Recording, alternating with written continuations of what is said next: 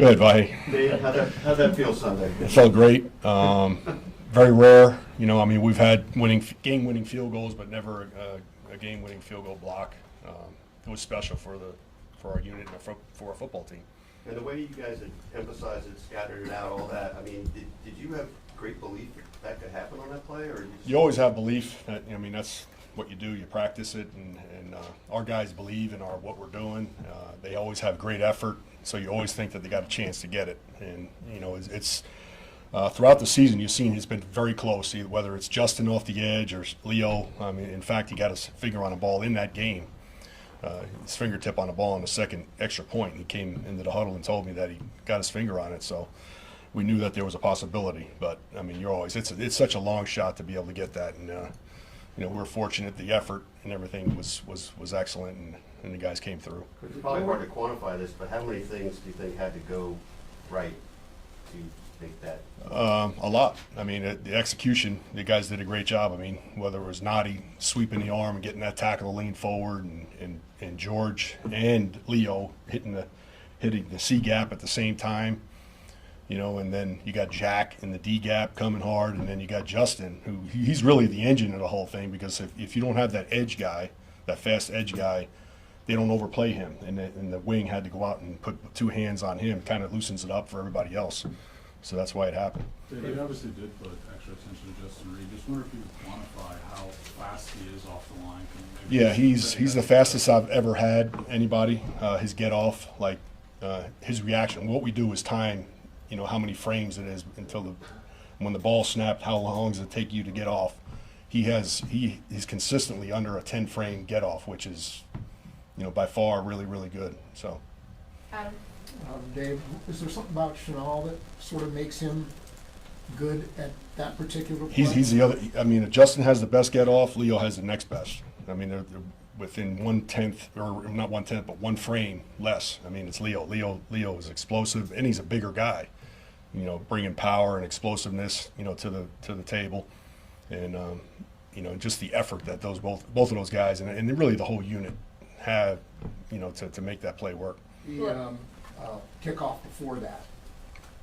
Just a miss hit by Butker there? Yeah, the kickoff, that was definitely, it was a miss hit. We weren't, we weren't trying to kick it to him there. We were trying to kick the ball to the left, and he just had a miss hit. He's a human being, you know, and it happened, and unfortunate, I mean, because it was the lowest of lows for us right there. You know, put the defense at the 40-yard line. And fortunately, we were able to block that field goal to kind of clean that up. You know, and Spags said, "A great block." I said, "Spags, we put you at the 40." Because, I forgot about that. So, but it was, our field position in that game wasn't great. I mean, we didn't have great field position. That was the best play we had the whole day, really. So, fortunately, it was the last play. Rise put a couple punts in the end zone. Yep. What's that process like, getting him to kind of be able to kill the ball a little better? Yeah, you want to keep working it. His first game of the year, he put one in the end zone for sure. I remember, and then he got out of it, and now he came back again he's got a real strong leg. We just got to try to tone it down, you know, and it's just decide whether to go rugby kick or regular normal punt. Like on the first one, he went normal punt, you know, and then he went rugby and put that one in, and then he got back, you know, into the zone. So we just got to keep working with him. He's young, you know, and he's going to get better and better as we go. We'll work our way back, Blair, and then. Dave, you don't have many opportunities to return a field goal attempt. But this one did, and it seems like circumstances are good for that to have success. Yeah, because you got old linemen on the field, and you got a bunch of fast guys, really field goal block, better athletes, and then McCole with the football in his hand. So that's the whole idea of it, is to take advantage of that. So we got the return, you set it up one way, get all those big linemen moving one way, and then you try to come back on them, and you got leverage on them, and that was the whole idea on that play. And they were really smart, because when we called the timeout, they changed. They put 55 in the game on their field goal team to help, you know, because they knew we had a returner in the game. So that was a real heads up by Ben Kotwicka, you know, at Denver to do that, because that's the guy that made the tackle. If they would have left 79 in there, I think we would have scored. But you weren't convinced they were kicking there. I mean, you had your defense. No, we knew they were kicking. It was our fault. We didn't get the substitution right, you know, on that play right there. So that's why we had to call a timeout. That was on us.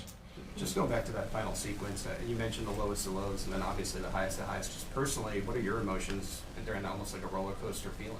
Yeah, it's exactly what it is. I mean, that's football. I mean, it's up and down, and on special teams in particular. I mean, you could have a bunch of good plays, one bad play in the day, and that's all you think about. That's all you know. That was your day. That you had a gaffe. You know, so you know, it's ups and downs. That's the life that we live as special teams coordinators and special teams players. You know, for that matter. Last three, we're gonna go Nick, Todd, Vahe. Dave, when you get a moment like that where that play decides the game and a win or loss, how much does that help you emphasize the players of every detail and every play on special teams?